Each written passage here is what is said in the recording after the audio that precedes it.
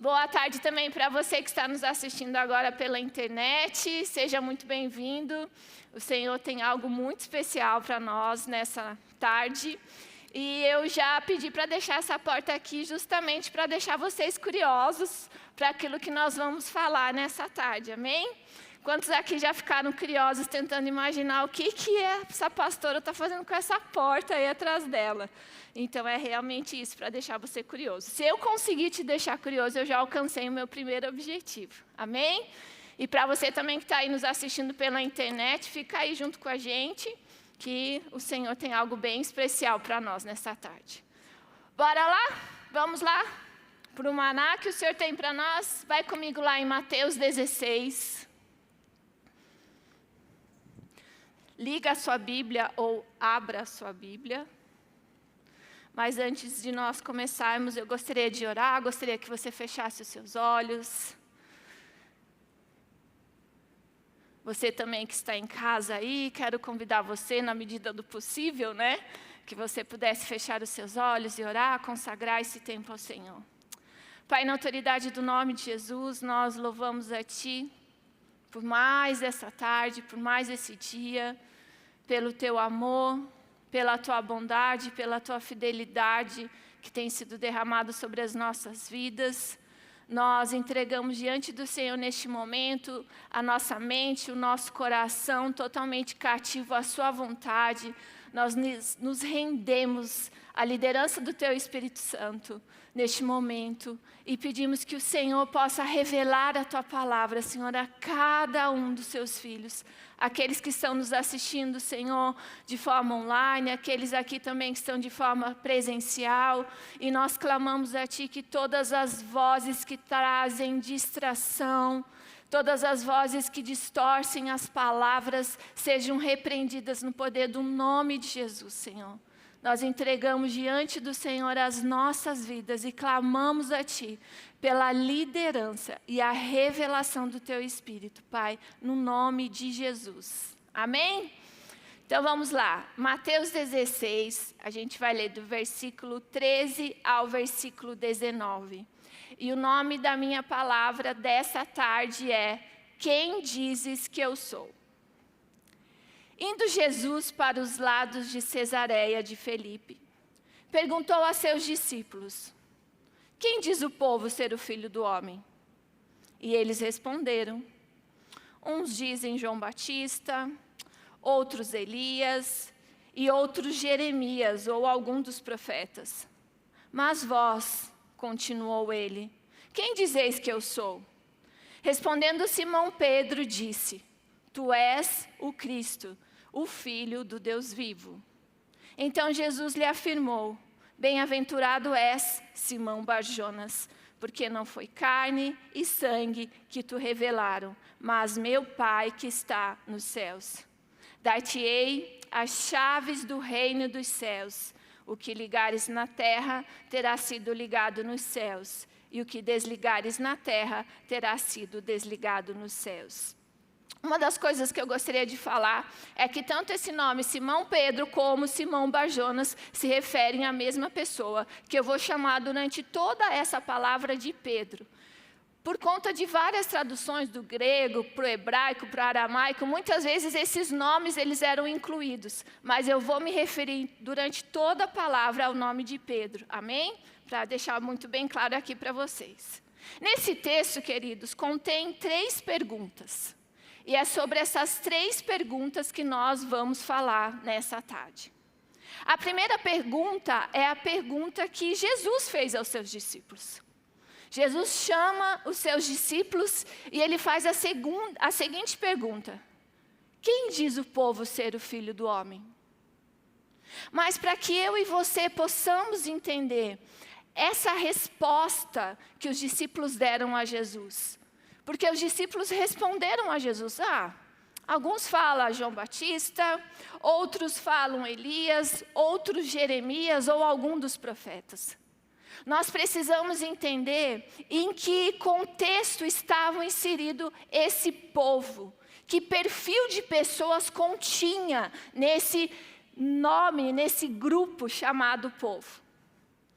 E no tempo que Jesus ele habitou aqui entre nós e o Verbo se fez carne no nosso meio, durante todos os evangelhos nós podemos ver vários relatos que Jesus ele conviveu com 3 grupos de pessoas. Os religiosos, a multidão e os discípulos. Então, durante todos os evangelhos, quando a gente começa a ver, a gente pode ver sempre esses 3 grupos ali, Jesus convivendo com esses 3 grupos de pessoas. O primeiro grupo que eu gostaria de falar era sobre os religiosos. Os religiosos, e eu gostaria de deixar muito bem claro aqui, que nem todos os religiosos, eles resistiram ao ministério de Jesus, durante o tempo que Jesus se fez carne ali no meio deles. Mas havia um grupo específico de religiosos, chamado religiosos legalistas, que você vai lembrar o nome, fariseus. Esse grupo em especial, ele se refere somente àquelas pessoas que se posicionaram contra o ministério de Jesus. E este grupo ele era caracterizado por pessoas que tinham muito conhecimento das Escrituras Sagradas, das tradições e das leis judaicas, mas todo o conhecimento deles não condizia àquilo que eles pregavam. Esse era um grupo muito exigente com os outros, proclamavam na maioria das vezes um padrão muito elevado das leis e das práticas judaicas, mas a vida deles não condizia àquilo que eles pregavam. A conduta da vida deles não refletia todo o conhecimento e tudo aquilo que eles pregavam e ensinavam. E o mais interessante é, em Tiago 1:23, nós podemos realmente nos certificar que Tiago ele conviveu com um grupo muito parecido de pessoas. Lá em Tiago 1:23 fala assim: porque se alguém é ouvinte da palavra e não praticante, assemelha-se ao homem que contempla no espelho o seu rosto natural, pois a si mesmo se contempla e se retira, e para logo se esquece como era a sua aparência. Esse grupo de pessoas, mais especificamente os religiosos legalistas chamados de fariseus, eles estavam tão preocupados com o conhecimento, em respeitar, em viver as tradições e as leis judaicas, que eles não reconheceram Jesus, quando Jesus estava ali no meio deles. Eles não reconheceram Jesus como o Filho do Homem. Talvez porque a preocupação deles era tantas, e talvez porque o próprio Jesus, muitas vezes Jesus veio para quebrar paradigmas. E Jesus ele curava no sábado e não podia curar no sábado. Jesus ele fazia tantas coisas que ia totalmente contra as leis judaicas. Então, eles estavam muito mais preocupados com a aparência, com aquilo que eles conheciam, com o conhecimento, do que realmente aplicar a palavra de Deus e as leis na vida deles. A forma deles viver não condizia com todo aquele conhecimento. Houve também um segundo grupo, que era o grupo multidões. Esse grupo ele era caracterizado por um ajuntamento de pessoas, formado por pessoas muito comuns. E Jesus ele tinha compaixão das multidões. E ele sempre estava disposto a servir e oferecer algo que eles estavam procurando. Lá em Mateus 14:14, desembarcando viu Jesus uma grande multidão, compadeceu-se dela e curou os seus enfermos. E foi através da manifestação de curas e milagres que o ministério de Jesus começou a se tornar conhecido no meio dessas pessoas, no meio desse grupo chamado multidão. Mas a grande verdade é que, talvez assim como eu, você que não venha de um lar cristão, o único e principal objetivo, quando nós aceitamos a Jesus e nós começamos a caminhar, decidimos por Jesus nas nossas vidas, era com o único interesse daquilo que Jesus poderia nos oferecer.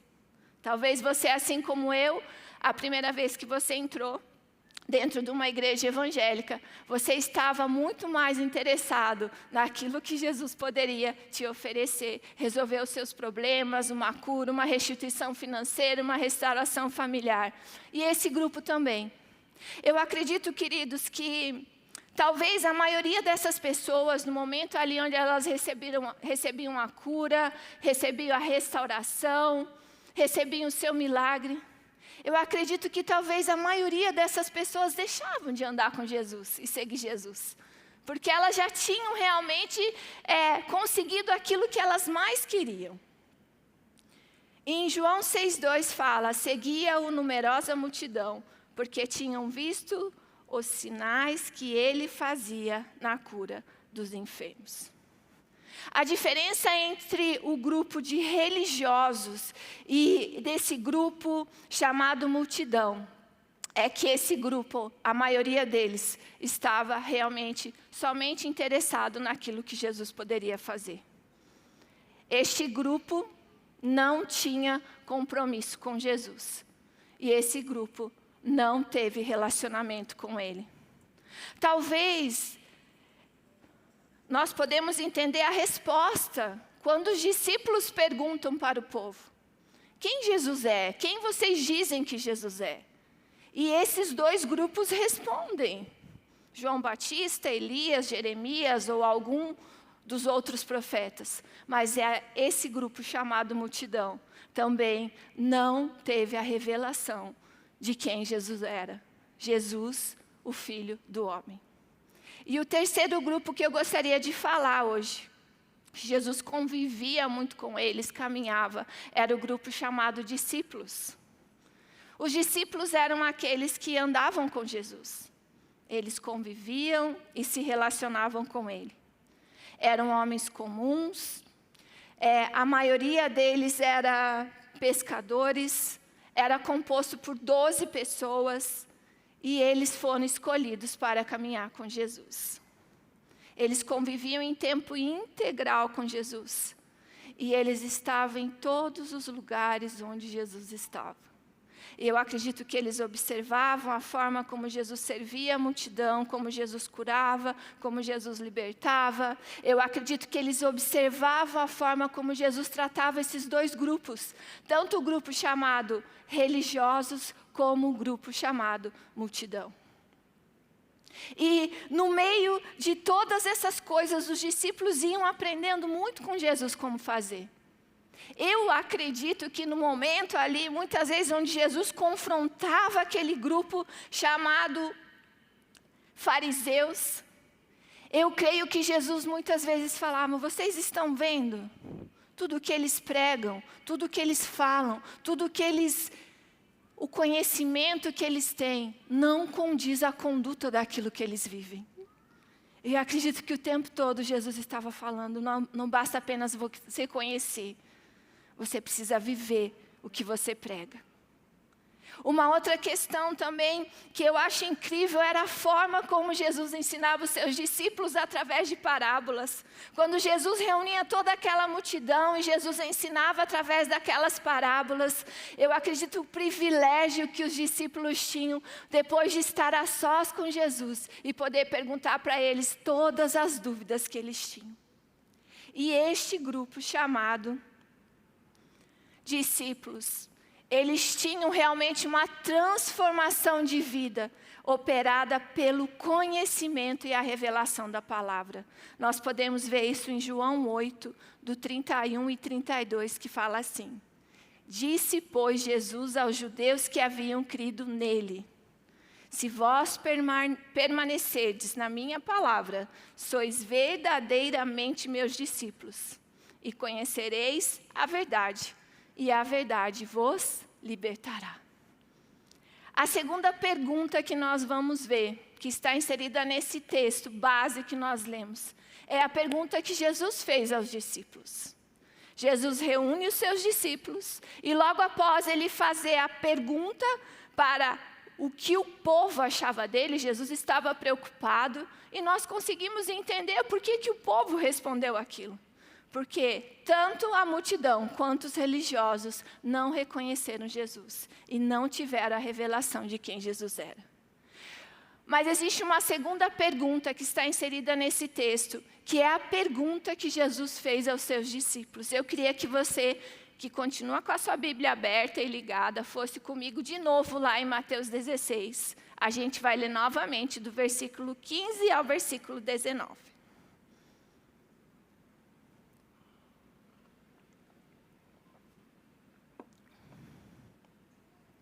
Mas vós, continuou ele, quem dizeis que eu sou? Respondeu Simão Pedro, tu és o Cristo, o Filho do Deus vivo. Então Jesus lhe afirmou, bem-aventurado és, Simão Barjonas, porque não foi carne e sangue que te revelaram, mas meu Pai que está nos céus. Dar-te-ei as chaves do reino dos céus. O que ligares na terra terá sido ligado nos céus. E o que desligares na terra terá sido desligado nos céus. Jesus, então, ele novamente ali com todos os discípulos reunidos. Eu acredito que como Jesus falasse assim, ok, o povo diz que eu sou isso, João Batista, o povo diz que eu sou Isaías ou Jeremias ou algum outro profeta, mas vocês, quem vocês dizem que eu sou? E todos os discípulos estavam ali reunidos. Mas somente um deles teve a revelação de quem Jesus era. E Pedro olha para Jesus, e eu acredito que como num estalar de dedos, algo é revelado para Pedro, e ele fala bem assim, tu és o Cristo.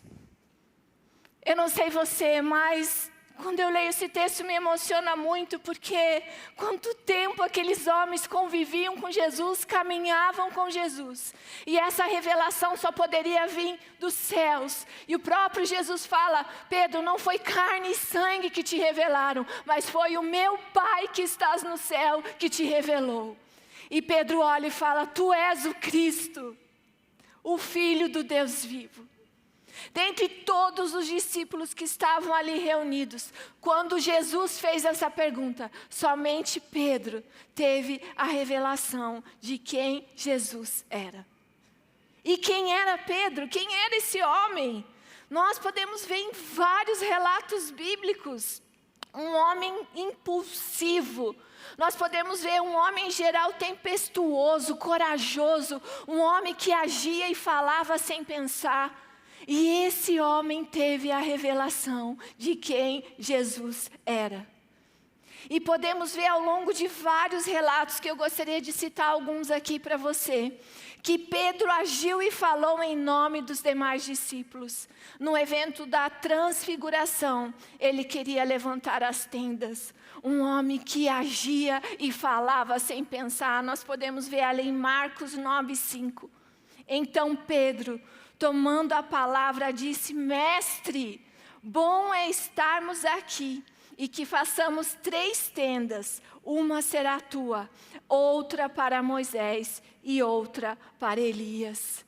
Pedro, somente ele teve fé o suficiente para tentar andar sobre as águas em Mateus 14, do 28 ao 31. Pedro, somente ele pede ao Senhor para explicar os ensinos sobre o perdão. Nós podemos ver isso em Mateus 18, 21 e 22. Então Pedro, aproximando-se, lhe perguntou, Senhor, até quantas vezes meu irmão pecará contra mim que eu lhe perdoe? Até 7 vezes. E Jesus olha para Pedro e responde, não te digo até 7 vezes, mas até 70 vezes 7. Talvez esse homem explosivo, ele meio que indignado, Senhor, até quantas vezes eu tenho que perdoar meu irmão?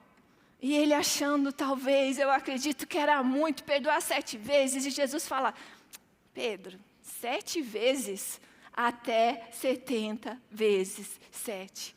E quando Pedro pede para Jesus explicar as parábolas, lá em Mateus 15:15. Podemos ver também Pedro, que corajoso expressa a mente dos discípulos ali em Mateus 19, 27. Que ele olha para Jesus e fala, nós deixamos tudo para te seguir. o que será de nós? E com frequência, queridos, nós podemos ver em vários relatos bíblicos que Pedro ele estava a sós com Jesus. Na ressurreição da filha de Jairo, lá em Marcos 5:37, na transfiguração em Marcos 9:2, no Getsêmani em Marcos 14:33, e quando Jesus pede para Pedro, em Lucas 22:8, que prepare a última refeição da Páscoa, Pedro estava com frequência a sós com Jesus. E finalmente, o último relato que nós podemos ver em Marcos 16:7, que era a mensagem do anjo do sepulcro. Mas ide dizei a seus discípulos e a Pedro, que ele vai adiante de vós para a Galileia, lá o vereis, como ele vos disse. Porém, nós acabamos de ler, lá em Mateus 16:19, dar-te-ei as chaves do reino dos céus. Somente Pedro, o primeiro discípulo que teve a revelação de quem Jesus era, foi o primeiro discípulo a receber as chaves do reino dos céus. E nós podemos ler isso em Mateus 16:19. Somente aquele que teve a revelação de quem Jesus era pôde receber as chaves do reino dos céus. E através desta revelação que Pedro teve, ele foi oficialmente o primeiro discípulo a abrir o reino. E nós podemos ver vários relatos após a ressurreição de Jesus, o poder que foi liberado e a igreja que foi edificada através de Pedro. Pedro se torna a fundação sobre a qual Cristo edificaria a sua igreja. E o que são essas chaves? Essas chaves, queridos, elas se referem ao serviço cristão de Pedro. E essas chaves também se referem a Pedro, que foi entregue para que ele pudesse abrir o reino. E o que é o reino? O reino são as pessoas que ainda não conhecem Jesus. O reino são as pessoas que ainda precisam ser alcançadas. O reino são as pessoas que precisam ser salvas e libertas. O reino são as pessoas que precisam ter uma revelação da cruz. O reino são as pessoas que precisam reconhecer que Jesus se fez sacrifício vivo por amor delas. Amém? E nós podemos ver que a partir da hora que Pedro, sim, ele foi o primeiro discípulo a receber as chaves do reino dos céus. Mas logo depois Pedro, essa responsabilidade também foi dada a outros discípulos. Mas o primeiro que recebeu a revelação foi o primeiro que foi usado para edificar a igreja de Jesus Cristo aqui na terra. Amém? Você pode dar um amém aí? Mas nós não podemos confundir essas chaves com as mesmas chaves que falam em Apocalipse 1:18. Apocalipse 1:18 fala das chaves da morte e da eternidade. E o único que é digno de ter essas chaves é Jesus Cristo.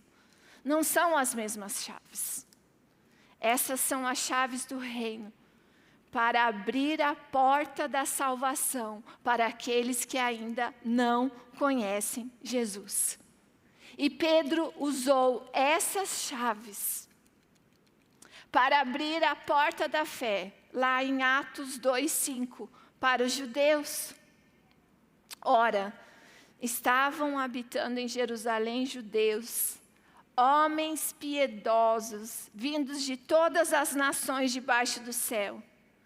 Pedro usou essas chaves para abrir a porta da fé para os samaritanos, em Atos 8, 14 e 15. Pedro usou essas chaves para abrir a porta da salvação e da fé para os samaritanos, para os gentios, em Atos 10, 44.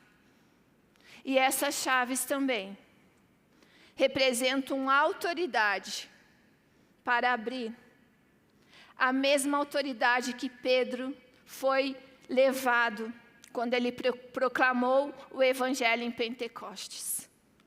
Em Atos 2, 41, então os que lhe aceitaram a palavra foram batizados, havendo um acréscimo naquele dia de quase 3.000 pessoas.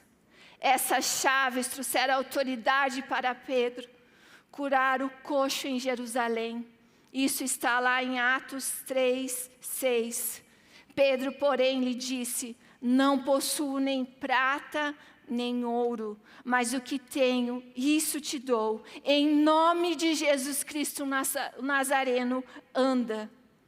Essas mesmas chaves foi dada autoridade para Pedro, para defender o Evangelho diante do Sinédrio. Essas mesmas chaves foram dadas a Pedro para agir com autoridade no episódio de Ananias e Safira. E as chaves representam a autoridade para abrir. As chaves representam o poder de ligar e desligar. E quando nós vamos ver isso, o significado do que o ligar e o desligar significa, na época de Jesus, os judeus usavam ligar e desligar quando o rabi permitia ou proibia alguma coisa. E se nós fôssemos traduzir essas palavras para o Novo Testamento, esse texto ele quer dizer: o que proibires na terra será proibido no céu. O que permitires na terra será permitido nos céus. E eu gostaria que você entendesse algo nessa tarde. Nós, a igreja do Senhor, nós não temos autoridade para dizer ao céu o que precisa ser feito. Mas o céu permite o que precisa ser feito e acontece aqui na terra. A permissão ou a proibição daquilo que acontece aqui na terra vem dos céus, não vem de nós. Porque nós servimos um Deus imutável, onisciente e onipresente. Então a igreja, ela não tem o poder de mudar aquilo que Deus já permitiu ou já proibiu. E nós precisamos deixar isso muito bem claro. O poder e autoridade para permitir na terra aquilo que já foi permitido nos céus. O poder e autoridade para proibir na terra aquilo que já foi proibido nos céus. Sendo assim, as nossas orações sobem diante de Deus, o nosso clamor, os nossos pedidos de oração sobem diante de Deus, e é os céus que permitem ou proíbem as nossas orações e aquilo que nós pedimos, porque nós servimos a um Deus imutável, onisciente e onipresente. Amém? Então essas chaves têm o poder de permitir ou proibir. E a terceira pergunta que eu quero fazer para você nessa noite é: quem você diz que Jesus é? Quem Jesus é para você? Nós já vimos a pergunta que Jesus fez para o povo, nós já vimos a pergunta que Jesus fez para os discípulos, e Jesus te trouxe hoje para que você responda uma pergunta a Ele. Qual a revelação que você tem de Jesus? Quem Jesus é para você? Eu acredito, queridos, que essa revelação de Jesus, que essa revelação de Deus Pai na minha vida e na sua vida, acontece de forma progressiva, até Jesus vir buscar a sua noiva. E muitas vezes, talvez, assim como os discípulos, você já viu Jesus operar tantos milagres, você já provou de tantas curas, de tantas libertações, de tantas coisas que Jesus fez na sua vida. Mas Ele faz uma pergunta para você: quem você diz que eu sou? Qual a revelação que você tem de mim? Em Oséias, capítulo 6, versículo 3, conheçamos e prossigamos em conhecer ao Senhor. Como a alva, a sua vinda é certa, e Ele descerá sobre nós como a chuva, como chuva serôdia que rega a terra. Em Jó 42:5, eu te conhecia só de ouvir, mas agora os meus olhos te veem. E tanto essa palavra, conheçamos em Oséias 6:3, quanto essa palavra em Jó 42, conhecia, ela quer dizer tornar-se conhecido, ser revelado. O desejo do coração de Jesus e de Deus Pai é que Ele possa ser revelado a cada dia na sua vida. Os discípulos, eles tiveram a revelação de quem Jesus era, de andar com Ele, de se relacionar com Ele. Mas eu e você, eu acredito que nos dias de hoje nós também podemos buscar essa revelação de quem o Senhor é, de quem Jesus é. E desde o início, quando nós vemos lá no Éden, nós podemos realmente afirmar que Deus, Ele vinha ter relacionamento com a sua criação. E em Gênesis 3:8, a palavra fala que o Senhor vinha falar com eles na viração do dia. Porém, quando o pecado entrou, houve realmente uma quebra desse vínculo, desse relacionamento do homem com Deus. E nos dias de hoje, como, de que forma eu e você podemos ter a revelação de quem Jesus é e ter a revelação de que Deus é Pai na minha vida e na sua vida? Eu acredito muito naquilo que fala em Mateus 6:6. Você pode projetar para mim, por gentileza, Márcio? Vamos ler juntos? Será que a gente consegue? A hora de contar no 3 a gente começa, amém? 1, 2, 3. Mas tu...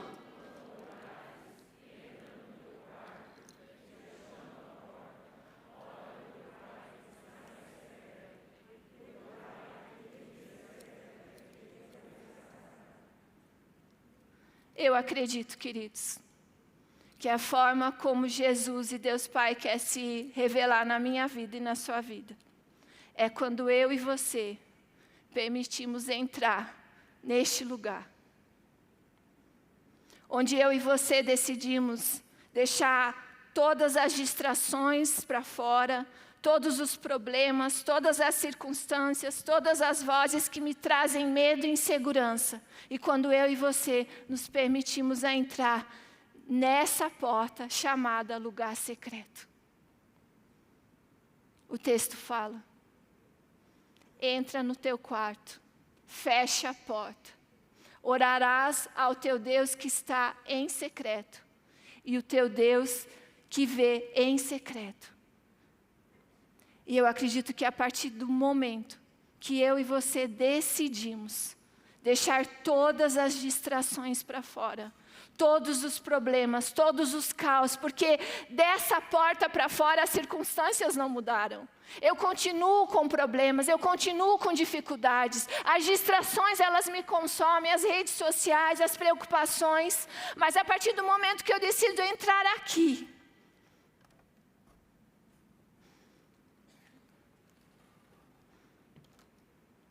neste lugar,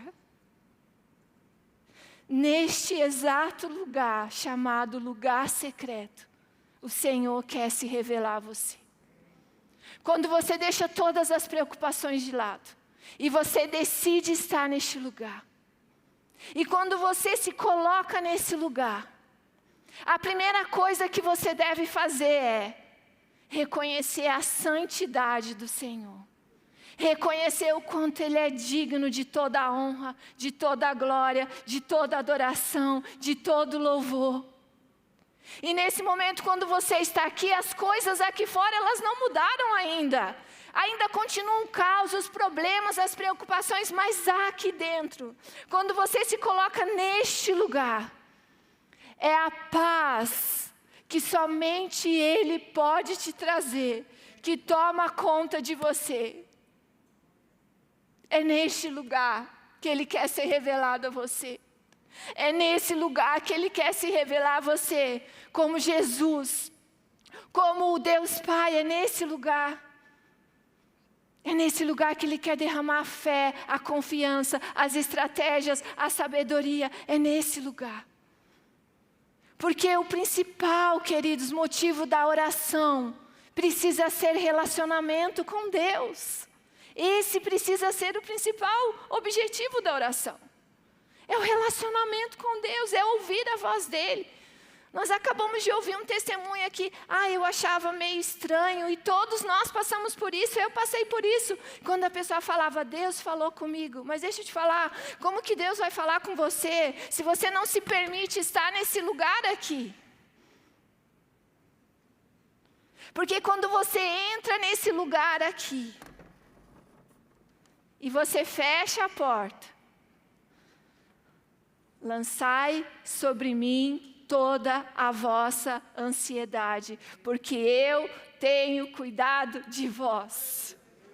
Neste lugar, você vai receber a sabedoria, as forças. É neste lugar aqui, através da palavra de Deus, que o caráter e os atributos de Deus serão revelados sobre a sua vida.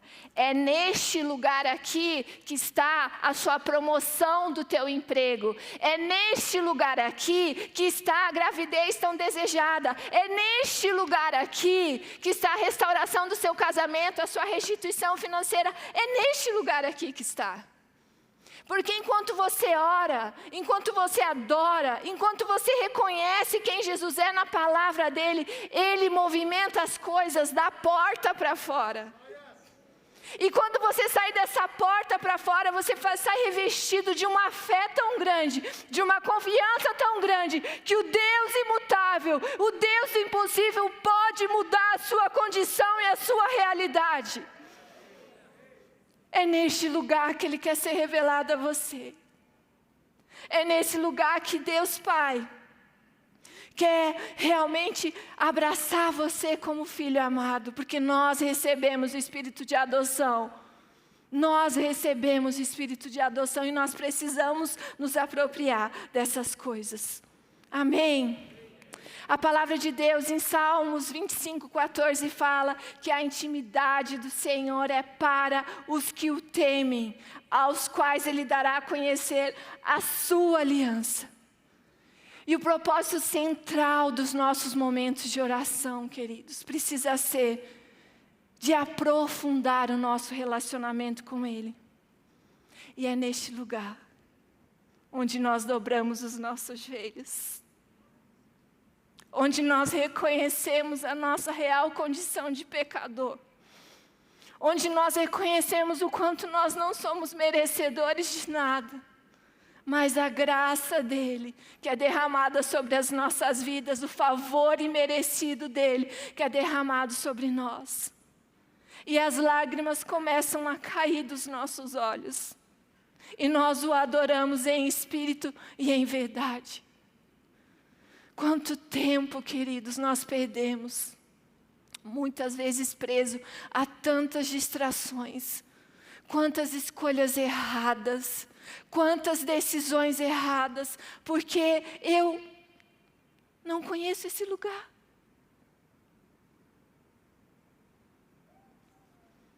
Eu tenho certeza, eu quero te desafiar a fazer isso 15 minutos da sua manhã, do seu dia. A alinhar as suas prioridades. O Senhor, Ele tem sido o primeiro da sua vida. E Ele quer se revelar a você a cada dia mais e mais e mais. Ele quer se revelar como um Deus bondoso, amoroso, como um Deus que cuida de todas as coisas. E principalmente, o amor dEle quer ser derramado sobre a sua vida. O amor que somente Ele pode derramar. O vazio que muitas vezes, né, a alma tem de querer suprir isso em pessoas, em bens materiais, só pode ser preenchido quando eu e você nos dispomos a estar neste lugar secreto. E aqui neste lugar eu posso te garantir que as coisas vão começar a acontecer na sua vida com uma ordem de prioridade, porque Ele se torna o primeiro. Eu posso te garantir que quando você se dispõe a estar neste lugar, as motivações do seu coração começam a ser alinhadas. O plano e propósito de Deus para a sua vida começa a ser revelado. Quando você se dispõe a estar no lugar secreto. E as nossas orações, queridos, se tornam somente um meio de Deus de conseguir tudo que Ele quer de mim e de você. E no momento quando nós orarmos e nós clamarmos por alguma coisa, e muitas vezes nós recebemos um não do Senhor, nós vamos entender que se Ele não permitiu nos céus, não tem como Ele permitir na terra. Se Ele proibiu dos céus, Ele proibiu também na terra. E nós não ficaremos mais tristes, chateados, emburrados com Deus, porque nós vamos reconhecer que Ele é um Deus imutável. E é neste lugar, chamado lugar secreto, quando você vai ter a revelação de quem Ele é, Ele vai te entregar chaves. Chaves para abrir as portas. Chaves de estratégias para você. Para tudo aquilo que você precisa. A partir do momento que você tem a revelação de quem Ele é. E eu gostaria que você ficasse em pé.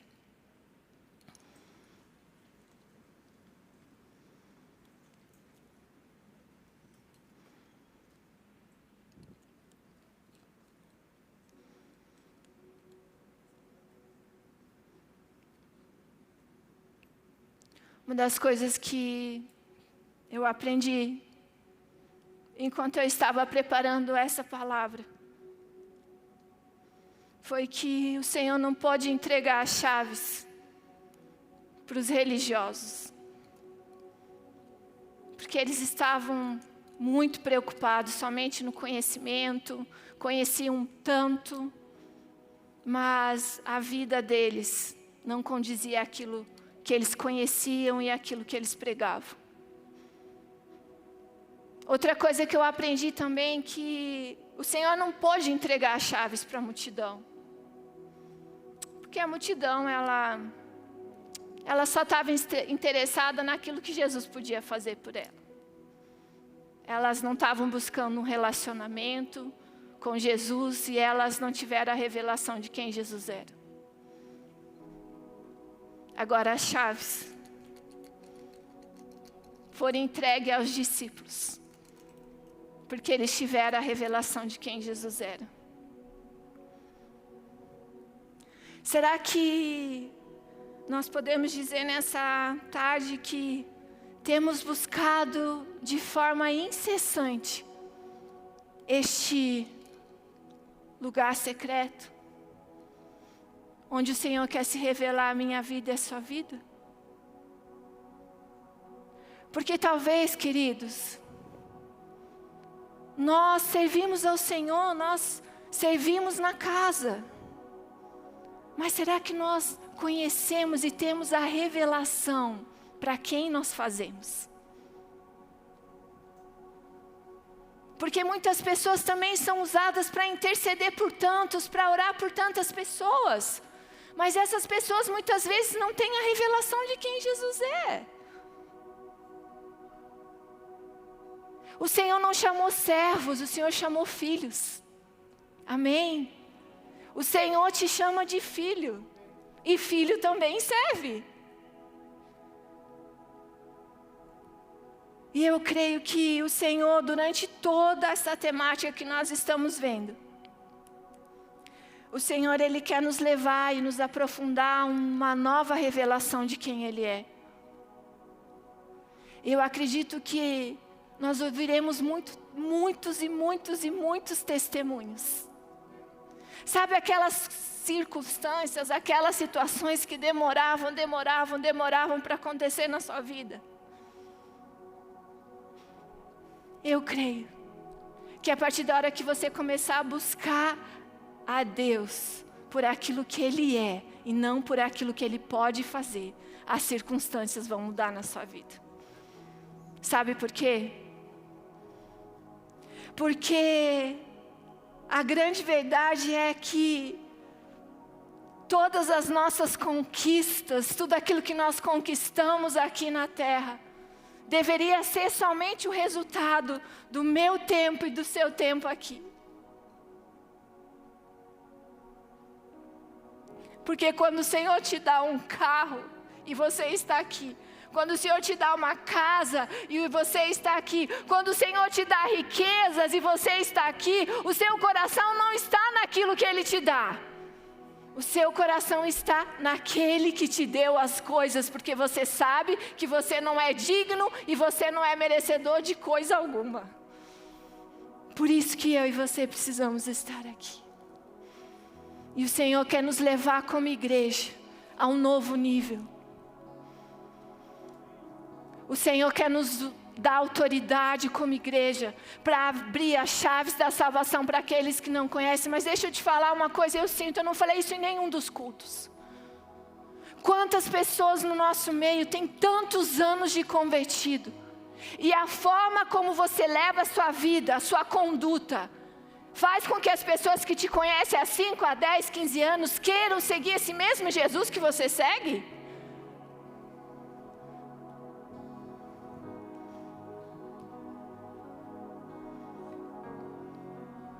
Porque os discípulos buscavam a cada dia mais e mais serem aperfeiçoados e transformados pela palavra de Deus.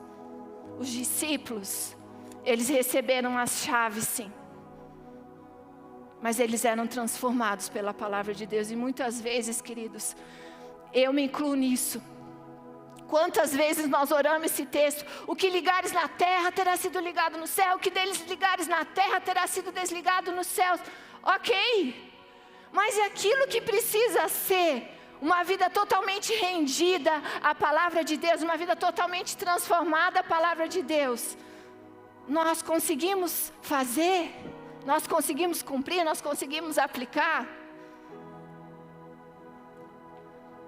Essa autoridade o Senhor entrega para a igreja do Senhor. E quando eu estava preparando essa palavra, eu falei: Senhor, nós queremos como igreja abrir a porta da salvação para aqueles que ainda não te conhecem. E eu oro para que o Senhor levante os profetas aqui no nosso meio, para que possam falar a pessoas totalmente descrentes palavras de sabedoria, palavras de conhecimento que vai revelar o coração. E eu oro sobre os seus parentes que ainda não conhecem a Jesus. Que o Senhor levante os profetas aonde quer que eles estejam, para levar a palavra de conhecimento, para revelar os segredos do coração dessa pessoa, e ela vai provar que o Senhor é Deus. E todo joelho se dobrará, e toda a língua confessará que Jesus Cristo é o Senhor.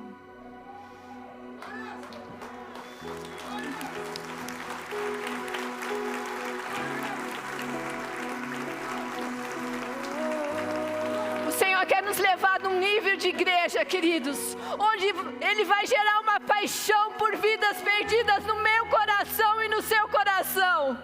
Onde quer que a gente vá, a gente não vai conseguir ficar sem falar de Jesus. Existem muitas pessoas esperando, e o Senhor quer liberar essas chaves na sua mão, para que você possa abrir a porta da salvação para aqueles que ainda não conhecem. O Senhor quer te dar autoridade para curar os enfermos, para expulsar os demônios, para trazer salvação e libertação. Mas Ele pede para você nessa tarde: entra aqui. Entra aqui. Entra aqui nesse lugar que eu vou te mostrar o que eu posso fazer na sua vida e através da sua vida. E eu não poderia terminar essa noite sem antes orar E sem antes oferecer a você que está aqui no nosso meio as chaves da salvação. Deixa eu te falar para você que ainda não conhece Jesus, que está aqui no nosso meio, para você que se afastou dos caminhos do Senhor. Essa é a primeira chave que abre as outras portas para a sua vida. Essa chave da salvação muda destinos. Essa chave da salvação muda histórias. E eu quero falar para você nessa noite que está aqui no nosso meio, que ainda não conhece a Jesus. Gostaria que todos vocês que estão aqui fechassem os seus olhos e pudessem estar orando juntamente comigo neste momento. Existe uma guerra, uma batalha espiritual a cada momento, onde nós como igreja apresentamos a salvação para aqueles que ainda não conhecem Jesus. E eu gostaria de falar com você agora, que veio até aqui. O Senhor marcou um encontro com você.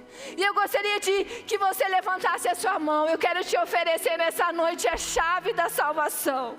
A chave da salvação. Para que a sua história, o seu destino possa ser mudado, porque cada momento que uma pessoa chega aqui e entrega a sua vida a Jesus, o destino e a história dela é mudada. Se você está aqui no nosso meio, por favor, levanta a sua mão bem alto, eu quero ver você. No nome de Jesus, no nome de Jesus, existe alguém aqui no nosso meio? No nome de Jesus, Senhor. Na autoridade do nome de Jesus, nós oramos e declaramos ao mundo espiritual, pede as forças agora.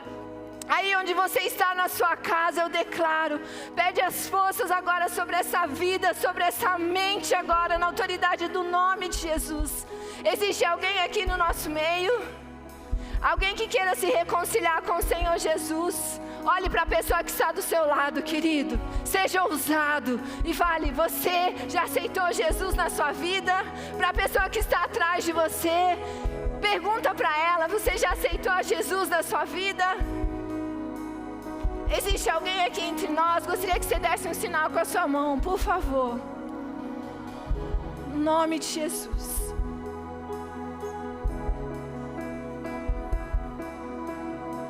Existe uma pessoa ali com a mão levantada ali. Alguém pode se dirigir ali para mim, quem está perto dessa senhora de vermelho com a mão levantada, e perguntar para ela, para mim, e trazer ela aqui na frente, por favor. Existe alguém mais? Na autoridade do nome de Jesus. Na autoridade do nome de Jesus.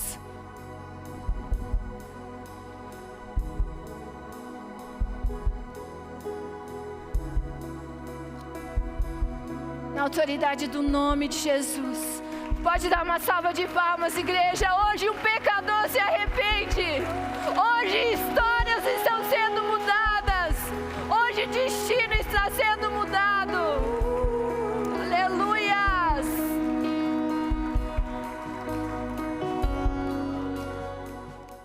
Eu quero apresentar diante do Senhor a vida dos seus filhos nessa tarde. Pai, nos atrai a este lugar, onde nós deixaremos todas as distrações, todas as preocupações, tudo aquilo que nos impede, Senhor Jesus, de te conhecer a cada dia mais e mais. Nos conduz, Senhor, a este lugar de relacionamento, de intimidade com o Senhor. Que a nossa alma venha ansiar e desejar estar em momentos com o Senhor, onde o Senhor se revelará nos atributos que o Senhor tem sobre as nossas vidas, onde Deus Pai se revelará nas nossas vidas, Senhor. Pai, nós reconhecemos o quanto nós precisamos do Senhor, Pai, o quanto nós precisamos do Senhor. Nós louvamos a Ti pelo Teu amor. Que essa palavra, Senhor, possa ecoar no coração dos Seus filhos ainda durante esta semana. E que nós possamos, Senhor Jesus, ouvir muitos e muitos testemunhos a partir daqui, Pai. No nome de Jesus, Senhor. Amém e amém. Você pode dar uma salva de palmas para Jesus?